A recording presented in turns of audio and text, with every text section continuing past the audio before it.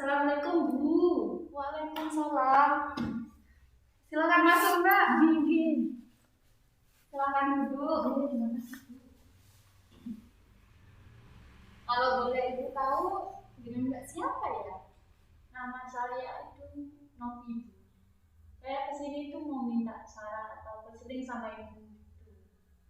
Oh, Mbak Novi dari kelas berapa? Saya kelas 11 IPA Bu. Oh iya. Gimana tadi Mbak? Apa ada pelajaran hari ini?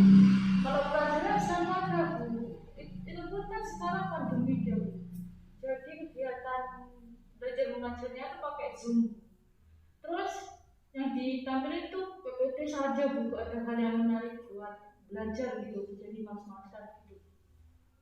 Oh ya, mau gimana lagi ya Mbak? Apalagi kondisi yang sekarang itu pandemi COVID-19.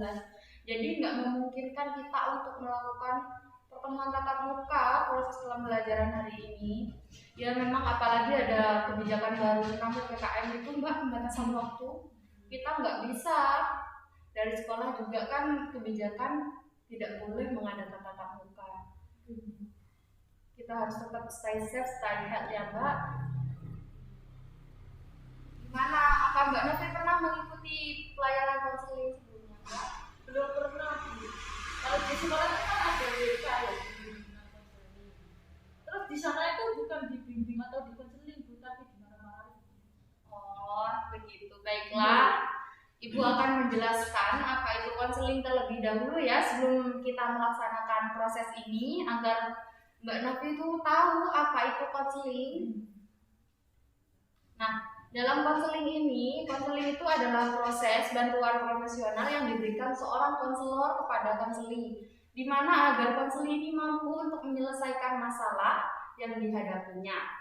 Nah, dalam konseling ini dilandasi oleh beberapa asas ya Mbak. Salah satunya seperti asas kerahasiaan, kesukarelaan, keahlian, kegiatan, kemandirian, dan masih banyak yang lainnya. Nah, yang Ibu sampaikan di sini tentang asas kerahasiaan, di mana pada asas kerahasiaan ini semua informasi yang Mbak Novi sampaikan kepada Ibu itu Ibu jamin tidak akan bocor. Hanya Mbak Novi dan Ibu saja yang tahu. Nah, yang berikutnya itu asas kesukarelaan, di mana Mbak Novi datang ke sini ini dengan sukarela ya Mbak, tanpa ada paksaan dari orang lain. Nah, yang ketiga itu asas keterbukaan, di mana Mbak Novi bersedia untuk terbuka dan menceritakan masalah apa saja yang Mbak Novi ceritakan kepada Ibu dengan sukarela. Nah, bagaimana Mbak Novi? Apa sudah paham sampai di sini? Gitu ya Bu, paham Bu. Nah, pertemuan kita ini dibatasi oleh waktu ya Mbak. Kita akan melakukan pertemuan dengan menggunakan waktu kurang lebih 30 sampai 45 menit. Nah, dengan adanya waktu yang singkat ini, maka kita sebaiknya benar-benar memanfaatkan waktu yang ada. Nah, jika pertemuan pertama ini masalah yang Mbak Novi sampaikan kepada Ibu belum terselesaikan, maka ada perjanjian untuk melakukan pertemuan berikutnya. Bagaimana Mbak? Sudah paham? Begitu ya Bang. Baiklah, kita kan sudah menyepakati waktu yang dipergunakan dalam proses konseling ini.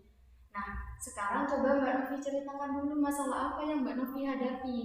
Jadi gini, saya tuh merasa sedih Bu. Belakangan ini tuh saya dimarahin terus sama gurunya saya. Oh, dimarahin. Kenapa memang Mbak? Saya tuh merasa bosan kan belajar terus dari jam 7 pagi sampai siang, terus lanjut buat les gitu Bu, les privat gitu Bu, terus juga menjalankan tugas pas malam hari itu Bu. Oh, jadi di sini Mbak Novi itu merasa bosan dengan aktivitas yang itu saja ya Mbak?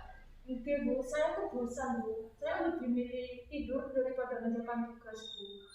Saya tidak terlalu ingin lelah gitu Bu. Saya takutnya nanti itu jatuh sakit kalau maksakan diri buat menjalankan tugas terus. Oh, saat Mbak Novi tidur lebih awal, apa Mbak Novi menggantikannya dengan bangun tengah malam atau subuh untuk mengerjakan tugas Mbak?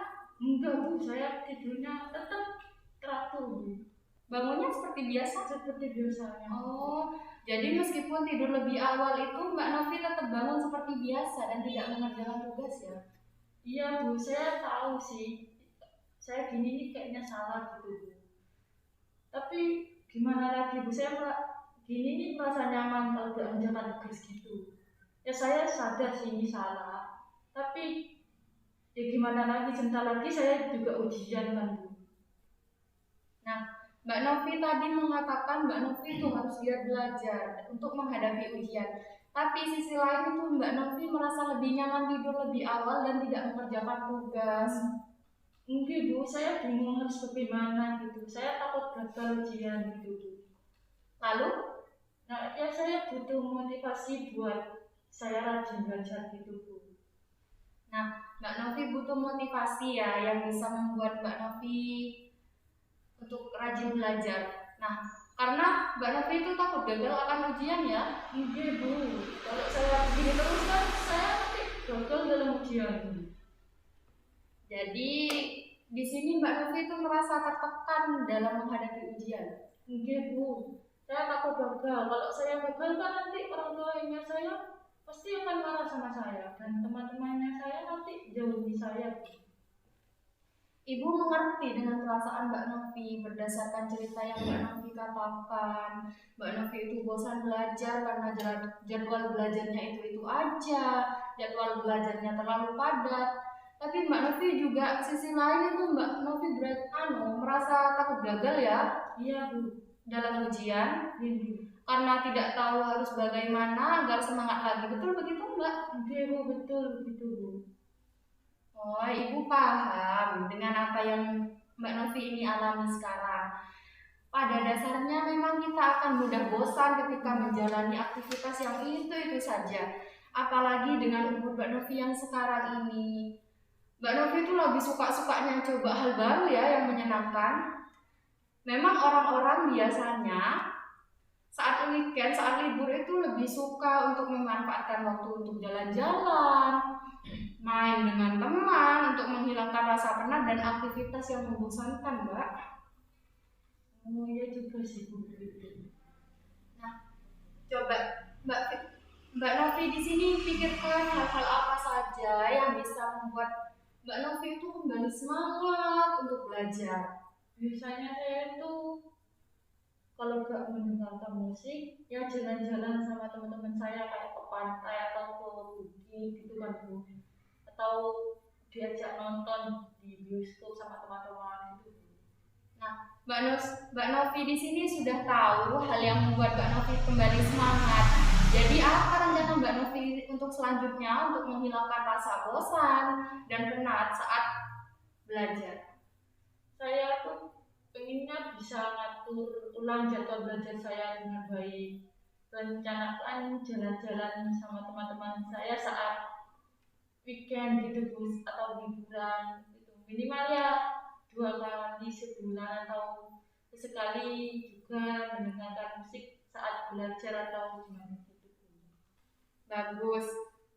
Bagus sudah Mbak. Saat Mbak tadi itu Mbak sudah menemukan solusi yang menurut Ibu itu memang sudah sangat tepat. Di sini bagaimana Mbak Novi, apa mau melakukannya dengan sungguh-sungguh? Tentu saja Bu, saya ingin meraih prestasi soalnya. Iya, Ibu yakin Mbak Novi itu bisa. Melihat Mbak Novi ini murid yang berprestasi. Tentunya apa yang terbaik untuk Mbak Novi itu Mbak Novi pasti tahu. Mbak Novi bisa menentukan apa yang terbaik untuk Mbak Novi. Nah, baik Bu, saya senang sekali jika hal ini benar-benar bisa saya laksanakan dengan baik. Saya berjanji akan giat belajar agar bisa sukses dalam menghadapi ujian. Ibu ini sangat senang saat mendengarkan antusias Mbak Novi di sini. Nah, gimana kedepannya progres Mbak Novi kedepannya? Apa Mbak Novi siap berkomitmen dengan semua hal yang Mbak Novi katakan kepada Ibu? Oh, sungguh siap Bu. Saya bakalan melaksanakan apa yang saya inginkan Bu. Bagus kalau gitu Mbak. Harus mempertahankan dan giat belajar ya Mbak. Nah, apa ada hal lain yang ingin Mbak Novi sampaikan kepada Ibu? Untuk saat ini sudah cukup mungkin Bu. Nah, baiklah. berhubung waktunya juga sudah habis, mari kita akhiri proses konseling sampai di sini ya Mbak. Sebelumnya mari kita simpulkan dari hasil dari proses yang kita bicarakan tadi. Di awal Mbak Novi itu mengatakan bahwa prestasi Mbak Novi itu menurun. Semua diakibatkan karena Mbak Novi itu malas belajar ya Mbak. Dan juga Mbak Novi itu sering merasa jenuh dan karena jadwal padat dan tidak memiliki semangat untuk belajar ya. Kemudian dalam mengatasi masalah tersebut, Mbak Novi sudah punya planning dan rencana untuk mengatasinya dengan cara untuk mengatur waktu belajar ya. Meluangkan waktu jalan-jalan dengan teman saat weekend ya. Ketika Mbak Novi sudah merasa bosan dalam belajar, betul begitu Mbak? Begitu, betul. Saya akan berusaha agar kejenuhan belajar saya itu berkurang gitu. Sekarang ini bisa segera saya atasi dan dapat semangat kembali dalam belajar. Ibu sangat senang sekali mendengarnya Mbak. Bagaimana perasaan Mbak Novi sekarang? Saya juga merasa senang Bu dan lega. Sekarang saya sudah tahu saya tuh harus gimana gitu. Nah, jadi karena Mbak Novi sudah merasa senang dan lega, sekarang mari kita akhiri proses konseling ya Mbak. Karena Mbak Novi sudah tahu, Mbak Novi itu sudah tahu rencana apa yang Mbak Novi lakukan ke depannya? Oh, saya akan memulai dengan mengatur ulang jadwal belajar saya, meluangkan waktu jalan-jalan saat weekend agar tidak bosan dengan rutinitas harian itu tidak gitu aja, dan sekali mendengarkan musik saat mulai bosan belajar. Bagus, semoga Mbak Novi bisa bersungguh-sungguh menjalankan rencana yang telah Mbak Novi buat ya. Nah kalau begitu, sesi konseling hari ini dapat kita akhiri. Dan Mbak Novi jangan sungkan lagi ya Mbak untuk datang menemui Ibu saat Mbak Novi memiliki kesulitan. Ibu sedia kok, tetap bisa Mbak Novi hubungi lewat WhatsApp ataupun Messenger ya Mbak. Terima kasih banyak ya Bu atas apa yang setelah Ibu sampaikan. Saya merasa senang dan lega. Sekarang saya sudah tahu harus ngapain, harus apa yang dilakuin. Kalau begitu saya permisi ingin pulang dulu ya Bu. Assalamualaikum. Waalaikumsalam. Hati-hati di jalan ya Mbak. Terima kasih Bu. Ya, sama-sama.